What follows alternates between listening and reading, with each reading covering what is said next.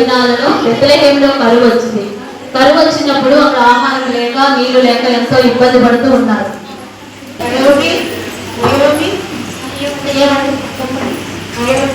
బెత్లెహేములో వర్షాలు పడక పంటల పండగ కరువు వచ్చింది.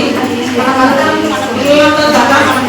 కలిసి మలయాళ దేశానికి వెళ్ళిపోదాం. అక్కడ వర్షాలు బాగా పడుతున్నాయి, పంటలు బాగా పడుతున్నాయి, ఆహారం సమృద్ధిగా ఉంటుంది. కాబట్టి ఫ్యామిలీ అంతా కలిసి అక్కడికి వెళ్ళి సంతోషంగా ఉంటాము. అవునంట కదా. అవునంట. మనం ఎలాగో ఇక్కడ కరువులో ఉండి మనము మన బిడ్డలను పోషించుకోలేము కాబట్టి మనము మోయాబు దేశానికి వెళ్ళిపోదాము. ఎందుకంటే అన్ని రెడీ చేసి వెళ్తాం కలిసికట్టుగా. అలాగేనండి. ఎలిమెలెకు నయోమి బెత్లెహేములో కరువు రావడం వల్ల మోయాబు దేశానికి తన కుమారులతో కలిసి బయలుదేరారు. మోయాబు దేశంలో మోయాబు స్త్రీలను వివాహం చేసుకున్నారు.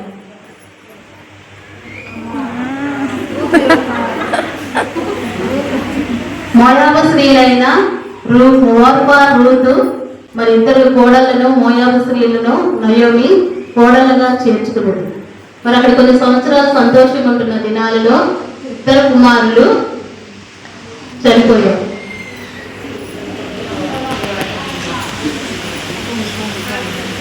మరి నయోమి తన భర్తను మోయాబు దేశంలో తన భర్తను ఇద్దరు కుమారులను పోగొట్టుకుని మరి ఇద్దరు కోడళ్ళతోనూ మరి మోయాబు దేశంలో జీవిస్తూ ఉన్నారు.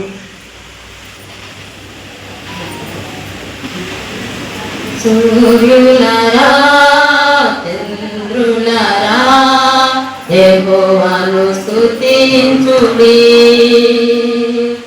సూర్యులారా చంద్రులారా యెహోవాను స్తుతించుడి.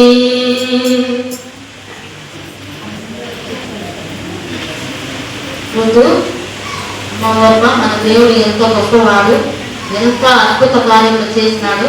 మనము ఐగుప్తు చెరలో ఉన్నప్పుడు మన పితరులు ఆ యొక్క బానిసత్వంలో ఉన్నప్పుడు దేవుడు మనల్ని విడిపించిన దేవుడు.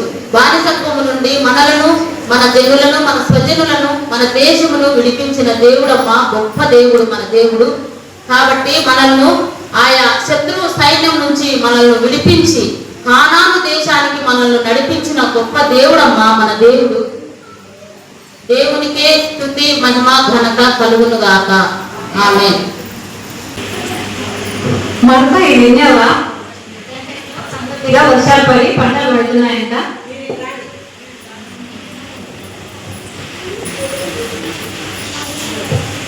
అవును, బెత్లెహేములో వర్షాలు పడ్డాయంట, సమృద్ధిగా పంటలు పడుతున్నాయంట.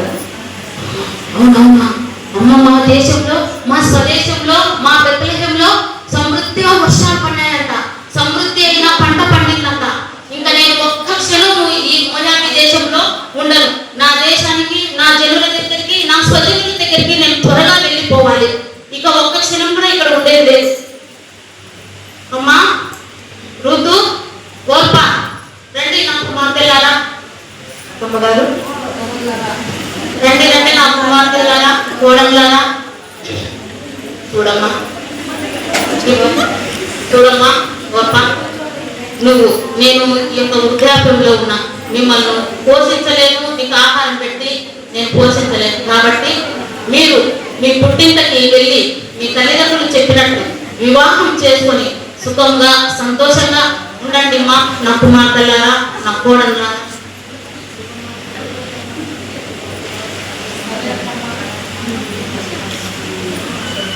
సరే అత్తయ్య, మేము వెళ్ళొస్తాము, మా పుట్టింటికి వెళ్ళొస్తాం అత్తయ్య.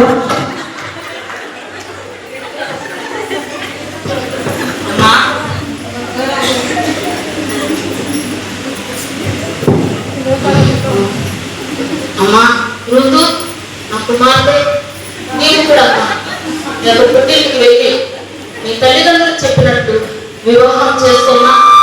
నేను ఈ వృద్ధాప్యంలో మీకు ఆహారం పెట్టి పోషించలేను.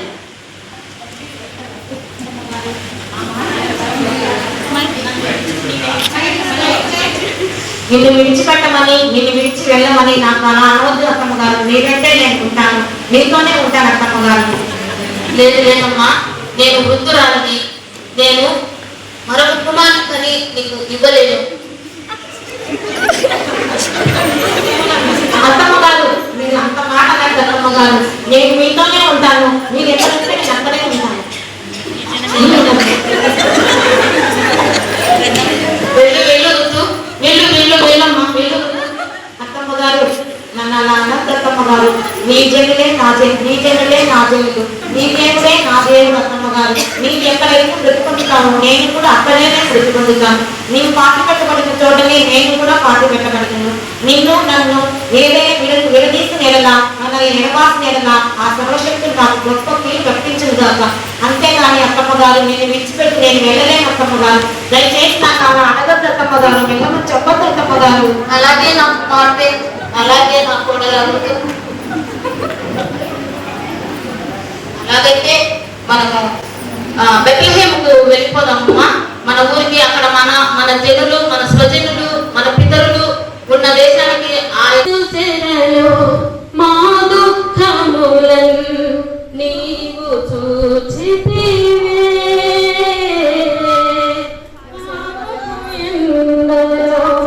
అలసిన మాపై కరుణ చూపితే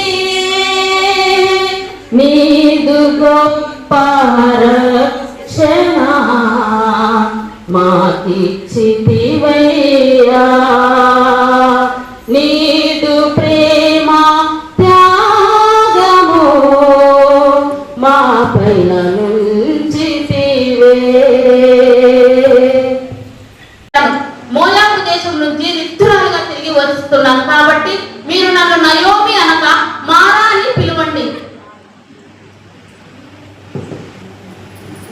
గారు మనము దోషించబడిన నిమిత్తము ఏదైనా పొలంలోనికి వెళ్ళి బయట వేడుకొని వస్తాను అత్తమ్మ గారు. అలాగే నా కుమార్తె వెళ్ళి రామ్మా.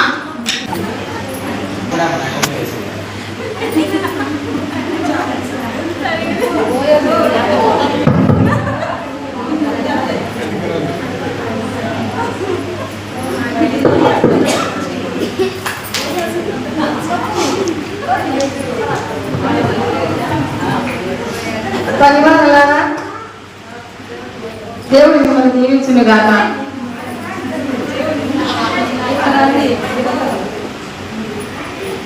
పొలంలో ఆ పైగలు వేసుకునే ఆ చిన్నది ఎవరు?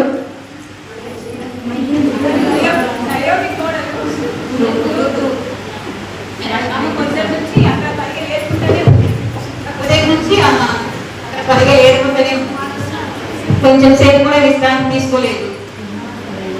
ఆమె నా భోజనశాలకు ఒకసారి రమ్మనండి. సరే సరే రాజుగారు.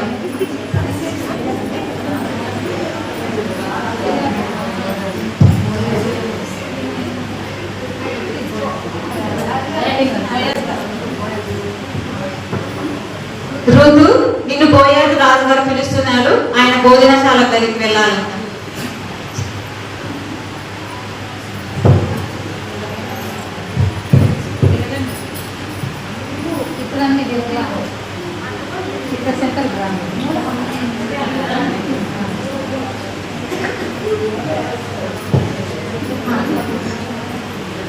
ఋతు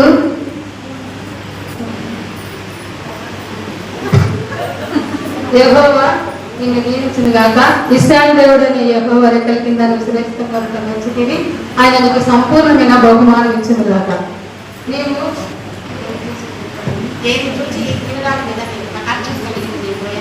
నీవు నీ అత్తైన నయోమికి చేసినదంతయు విన్నాను. నీ స్వజనమును, నీ తల్లిదండ్రుని, నీ జన్మభూమిని వదిలి నీవు ఇక్కడికి వచ్చితివి కనుక ఇదిగో ఈ పిల్లలు పొంది ఆ కుండలో నీళ్లు కాదు.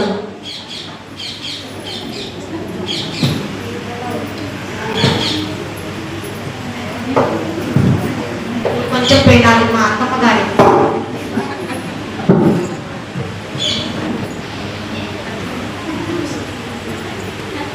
అత్తమ్మ గారు నేనండి అత్తమ్మ గారు. ఎక్కడికమ్మా ఇది? అత్తమ్మ గారు నేను ఈ రోజు కడిగా వేరుకున్నట్టు ఒక పొలంలోనికి వెళ్ళి ఉన్నాను. అక్కడ బోయాజు అనే అతను నాకు ఈ పేడాలు ఇచ్చి తన భోజనశాల దగ్గరనే ఉన్న నీళ్లు కూడా తాగేస్తున్నారు అత్తమ్మ అవునమ్మా, బోయాజు అతను ఎవరో కాదమ్మా, ఆ సమీప బంధువు, నా కుమార్తె ఋతు. దేవుని చిత్తం అయితే ఈరోజు రాత్రికి అమ్మా బోయాజు దగ్గరికి తైలం పూసుకొని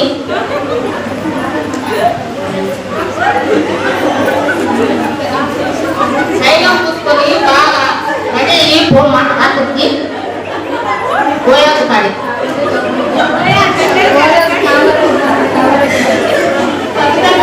నీ పండు ధర్మం నెరవేరుకమ్మా, పోమ్మా.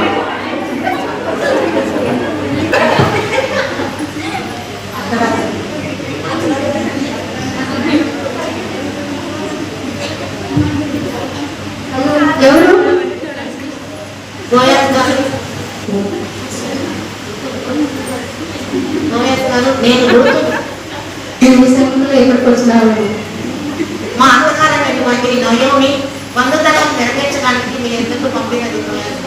అయ్యో, మీ వంశం అతను ఒకడు ఉన్నాడు, అతని బంధు ధర్మం ధరించకపోతే యెహోవా జీవంతోడు నేనే బంధు ధర్మం ధరిస్తాను. వారం ముందే నువ్వు నీ ఇల్లు చేరుకోరు.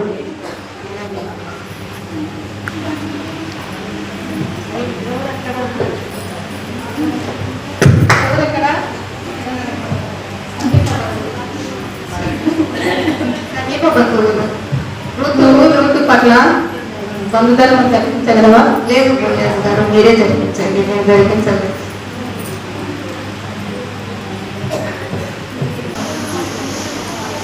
నయోమి, చెప్పండి బోయాజు.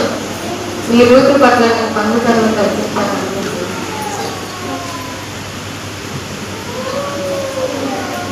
చిత్తగా ఉంది. దేవుడు మిమ్మల్ని ఇద్దరిని ఆశీర్వదించును గాక. దేవుడు మీ పట్ల ఎంతో ఆశ్చర్య కార్యములు, అద్భుత కార్యములు, మీరు ఇరువురిని దేవుడు ఎంతగానో కనికరించి ప్రేమించినాడు కనుక మిమ్మల్ని ఇద్దరిని దేవుడు దీవించి ఆశీర్వదించును గాక. రాహేలు వలను మరి బోయాజును రూతును దీవించి ఆశీర్వదించును గాక. ఆమేన్. అందరూ రాసుకోవడం. రూతు నయోమి చూపిన ప్రేమను, ప్రవర్తన, దేవుని ప్రేమను చూపిన విధానాన్ని బట్టి మరి మోయాబు దేశాన్ని తన తల్లిదండ్రులను సమస్తాన్ని విడిచి నయోమి నమ్మిన దేవుని వెంబడించింది. మనం కూడా ఆ విధంగా దేవుని ప్రేమ కలిగి ఉండాలని ఈ స్కిట్ ద్వారా మనము నేర్చుకుంటున్నాము.